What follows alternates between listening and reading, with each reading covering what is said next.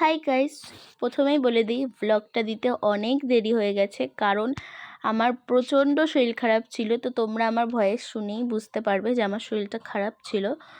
তো তোমরা দেখতেই পাচ্ছ আমরা রেডি সেডি হয়ে কোথায় যাচ্ছি। তো যাচ্ছিটা হচ্ছে আমাদের এখানে শ্যামনগর কালীবাড়ি মন্দির আছে, ওখানে পুজো দিতে। তারপর আমাদের অঞ্জলি দেওয়ার জন্য ফুলের দরকার হবে ওখানে গিয়ে, সেটা আমরা সবাই জানি। তো সেজন্য আমরা ফুল নিয়ে তারপরে আমরা আবার হাঁটতে থাকি আমাদের বাজারের উদ্দেশ্যে, কারণ আমাদের বাজারে গিয়ে অটোটা ধরতে হবে, আর আমাদের বাড়ি থেকে বাজারটা অনেকটাই ডিস্টেন্স। তারপর আমরা দোকান থেকে আমাদের ধূপ মোমবাতি সব কিনে নিলাম। কিনে নেওয়ার পর তারপর আমাদের বাজারে চলে এসে আমরা ফুল টুল সব কেনা শুরু করে দিই, কারণ আমাদের ফুলের মালাই নেওয়া হয়নি। ফুলের মালা আমাদের কালীবাড়ির মা কালীর জন্য নিতে হবে, কারণ ফুলের মালা এটা তো ম্যান্ডেটরি, সবাই জানে। তারপর আমরা অটোর জন্য ওয়েট করতে করতে ফাইনালি অটো পেয়ে গেছি। অটো পাওয়ার পরে আমি ব্লগ স্টার্ট করে দিয়েছি। অ্যান্ড এখানে না ব্লগ নিয়েই হাসাহাসি হচ্ছিলো যে যখন আমি ক্যামেরা স্টার্ট করি তখন তানিশাও স্টার্ট করে। দেন তারপর আমরা শ্যামনগরে চলে এসেছি। শ্যামনগরে চলে আসার পরে কালীবাড়িতে আমরা চলে এসেছি, দেখতেই পাচ্ছ আমরা কালীবাড়িতে ঢুকেও পড়েছি। তো তোমরা সবাই জানো যে আমাদের শ্যামনগর কালীবাড়িতে ভিডিও ফটো কিছু অ্যালাউ নেই। তো সেজন্য আমরা ফটো ভিডিও কিছু নিতেও পারিনি।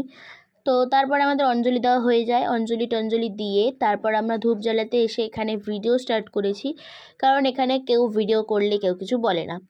তো তারপর আমি এখানে ধূপ জ্বালিয়ে নিয়েছিলাম। তো সবকটা একসাথে ধূপ জ্বালাতে জ্বালাতে না মানে অনেকক্ষণ টাইম লেগে গিয়েছিলো। দেন তারপরে আমি একটু আরতি করে নিয়েছিলাম, আর যেটা আমি চেয়েছি ভগবানের কাছে সেটাও বলে নিয়েছিলাম।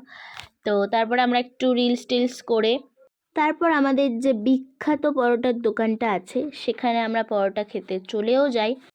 তো এটা আমাদের প্ল্যানই ছিল, সবাই পরোটা খেতে খুব ভালোবাসে, আমরাও সেখানে পরোটা খেতে চলে যাই। তো এটা আমাদের প্ল্যানই ছিল যে পুজো দিয়ে আমরা পরোটা খাবো।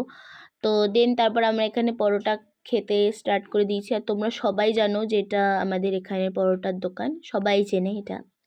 তো তারপর আমাদের খাওয়া দাওয়া হয়ে যাওয়ার পরে আমরা আবার চলে গিয়েছিলাম আমাদের কালীবাড়ি যে গঙ্গার ঘাটটা আছে ওখানে। তো আমরা ভেবেছিলাম এখানটা ফাঁকা হবে, তো একটু ফটো তুলতে পারবো, একটু রিলস করতে পারবো, কিন্তু এখানে কেন জানি না আজকেই এত ভিড় হতে হলো। তো ভালোই ভিড় ছিল এখানে, এখানে রিলস একদমই করা যেত না। তো তার জন্য আমরা আবার ব্যাক করে বাড়ি চলে আসি। তো আমাদের আর রিলস টিলস করা হয় না। তারপর আমরা আস্তে আস্তে হেঁটে হেঁটে আসার পথে আমাদের এখানে একটা চায়ের দোকান পড়ে। তো আমি আর তানিশা ভেবে নিলাম একটু চা খেয়ে নিই। তো দিয়া আর পুকু খাইনি। তো দিয়া আর আমার বোন একদম চাটা খুব একটা ভালোবাসে না। তো সেজন্য আমি আর তানিশার না চাটা একদম ম্যান্ডেটারি লাগবেই।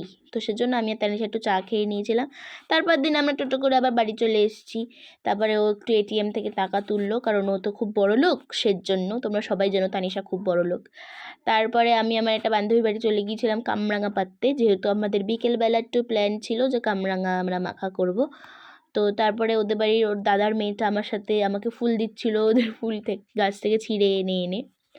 তো তারপরে আমি ওর কানে একটু ফুল গুঁজে দিয়েছিলাম, তো ওটা ফেলেও দিয়েছিল। তারপরে আমরা কামরাঙা নিয়ে বাড়ি চলে এসেছি।